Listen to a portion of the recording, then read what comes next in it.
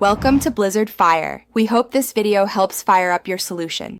You start by preparing the phone and account. Make sure you have an Apple Music subscription that includes Lossless, and update the iPhone to the latest iOS so settings match Apple's options. Once done, free some storage for high bitrate ALAC files because lossless tracks take more space.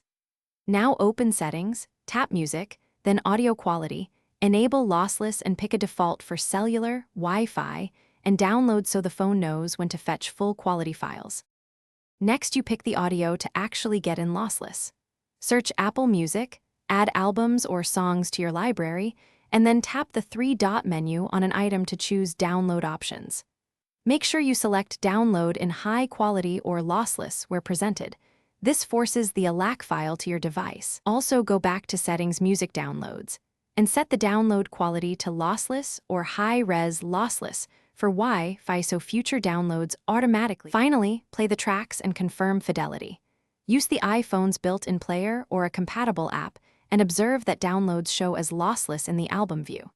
If you want high-res lossless above 48K HC, use a Lightning to USB DAC or Apple USB-C adapter for iPhone models that support it.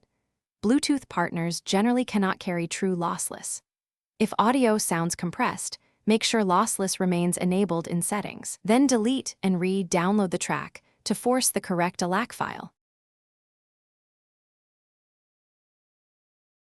Thanks for watching. If you found this helpful, don't forget to like and subscribe.